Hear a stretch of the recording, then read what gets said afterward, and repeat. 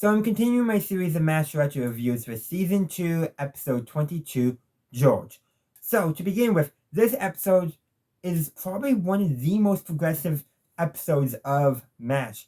It tackles a subject that in the 1970s was still largely taboo, as I understand it, and a subject that definitely was taboo in the 1950s. Now, before I continue, because of my own life experience, I'm not the best person to talk about this. So I'm going to be linking in the cards and in the description a video from the channel Matt Baum. I hope I pronounced that right. I apologize if I did. That talks about this episode way better than I ever could. So let's go really discuss what this episode is about. So the titular character George, he comes into the camp, in combat evac and all that. And besides his combat wounds, he also has lots of other bruises that came from members of his own unit. He decides he can trust Hawkeye and tells him that there's been 2 people in his unit that were beat up, a colored person and a homosexual. Hawkeye's response, "So you're a Negro." That is a very deliberate language on Hawkeye's part, and also on George Weston, that his last name's his part as well. Neither of them can outright say it, but they both understand. I should mention, George's skin color is my skin color, white. He's not a black American. And if you are picking up on what I'm saying, you are picking up on what the episode is saying. Nowadays, we have no problems saying that someone is, well, we generally don't use the term homosexual anymore in society. We use the term gay or lesbian for women. We typically use that. Some people will use slurs too. I bet Frank would. Because Frank's story in this is he wants to get George dishonorably discharged for that.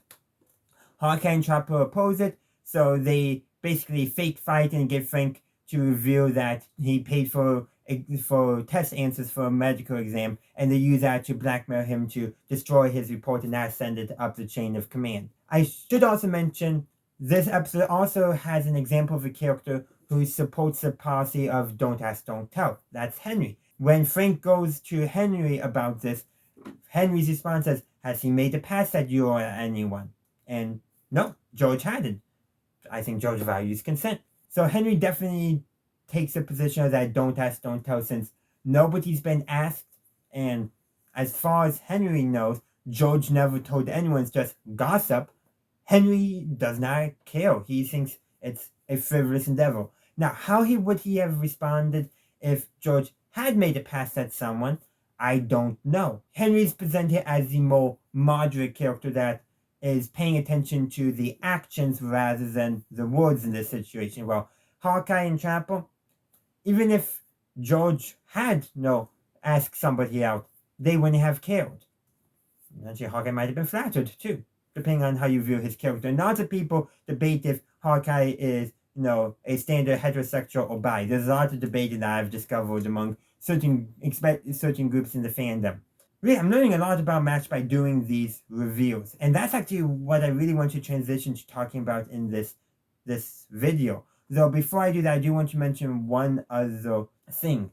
Apparently, originally when they made this episode, the writers were initially intending to have Frank reveal. I got this off the Mash Wiki, by the way. It is linked to a source, so hopefully it's accurate. So apparently the wiki mentioned that original intention of the writers was to have Frank admit that he once had an attraction to another man, but the network shot it down.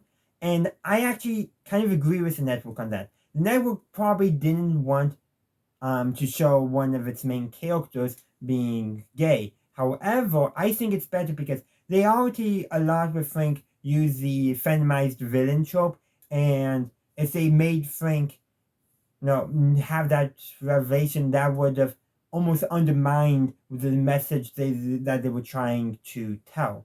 So I actually agree with the network, but probably for a different reason, because I'm looking at it as what they're trying to say. Now, I don't mind Frank being a hypocrite. In fact, there's a joke from the Hawkeye and Trapper that the reason why Frank requested not to have George on his rounds anymore was because, he got excited every time. That was intended as a joke, and it could be true. They do portray Frank more feminine than a lot of the other male characters on MASH. But again, I'm glad that they changed the blackmail to blackmailing him as, for medical fraud or medical exam fraud rather than something else, because that would have seemed out of character for Hawkeye and Trapper based off of what they were doing in this episode and just some other stuff as well. But going back to what this episode has taught me about MASH and this experience of doing retro reviews as a whole. To begin with, there's generally considered to be 2 or 3 eras of MASH. We have the seasons 1 through 3 with Henry Blake, and then we have the rest of the show with Colonel Potter, but you can also divide with Frank and without Frank. That those middle episodes with both Frank and Potter can be viewed as their own separate era from the other two, depending on how you view it. But most MASH fans prefer the later seasons once we get Potter. And one is, I think we get stronger characters, but another thing is we get more hard-hitting episodes like this one. We get more episodes that challenge our perception, that make us think about things that we may not have had thought before because of our own life experiences. I live a pretty safe suburban lifestyle in America. I have not had to deal with persecution for anything like that. So those things in here that I wouldn't relate to, but it can make me think.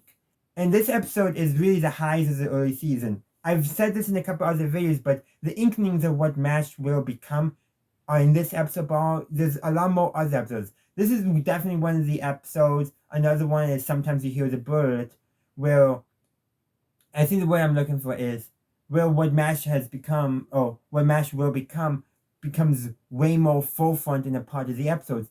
But many a times what MASH will become is hidden in a line of dialogue, is hidden in one scene and just doesn't get explored.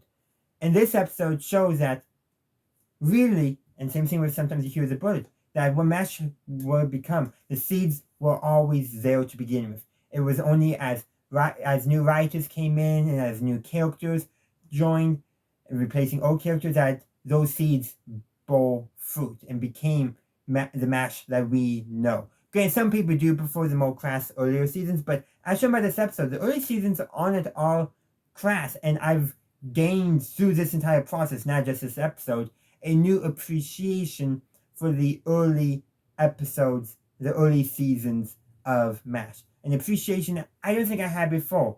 Granted, I'm just waiting for season 3. I think it's episode 12. I got some thoughts about that episode, but that's a very different episode. We're going to be getting there in time, and hopefully I get the right one in my head. There are some other things we could address, small moments here and there, but I think I've said most of what I wanted to say about this episode. So if you have any insights, any thoughts you would like to leave, let me know them in the comment section down below. Thank you for watching my video. I do hope you enjoyed it. If you did, please be sure to give this video a like and share. Also, consider subscribing to my channel to stay up to date on all my latest content. In the meantime, thank you for watching, and as always, have a good day, a good night, wherever you are. May the force be with you, always.